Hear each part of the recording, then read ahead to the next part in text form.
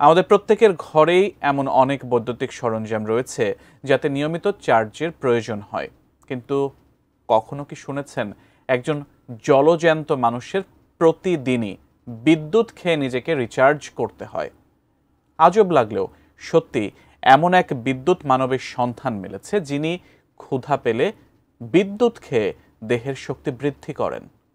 পৃথিবীর এই বিস্ময় মানবের সম্পর্কে বিস্তারিত জানাচ্ছেন পলাশ খান। প্রায় এক যুগ আগে হঠাৎ একদিন তিনি লক্ষ্য করলেন যে বিদ্যুৎ তার শরীরে কোনো প্রভাবই ফেলছে না। এরপর থেকে ধীরে ধীরে ভোল্টেজ বাড়িয়ে এখন তো তিনি প্রায় 11,000 ভোল্টেজের মতো উচ্চ চাপের বিদ্যুৎ মুখের মধ্যে নিয়ে দিব্যি হজম করে ফেলেন।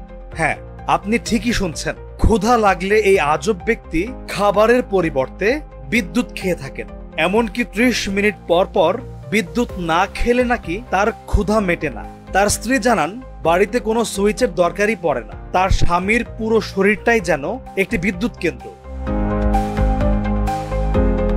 বলছি ভারতের উত্তরপ্রদেশের মুজাফফরনগরের 42 বছর বয়সী নরেশ কুমারের কথা। বিদ্যুৎ নিয়ে হরেক রকমের কেরামত দেখাতে পারেন এই বিদ্যুৎ মানব। নরেশ কুমারের দাবি, তিনি বিদ্যুৎ খেয়ে নাকি শরীরে শক্তি সংগ্রহ করতে পারেন। এজন্য তাকে বলা হয় দ্য হিউম্যান লাইট বাল্ব বা মানব বাতি।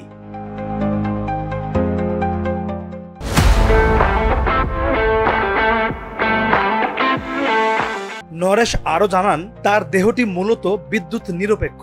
উচ্চ ভোল্টেজ প্রবাহিত হলেও কোনো ক্ষতি হয় না তার দেহের। আর এই দাবির চাক্ষুষ প্রমাণও দেখিয়ে দেন তিনি। 11,000 ভোল্টেজের বৈদ্যুতিক তার নিজের মুখের মধ্যে নিয়ে অনায়াসে বসে থাকতে পারেন তিনি। কিন্তু বিদ্যুৎ থেকে তার শক্তি পাওয়ার বিষয়টি যেন একটু বেশি অদ্ভুত।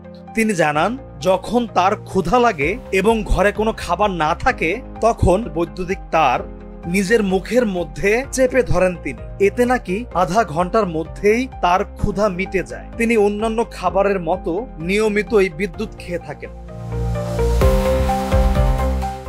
5 সন্তানের পিতা নরেশ একটি হাসপাতালে মরদেহ গোসল করানোর কাজ করেন।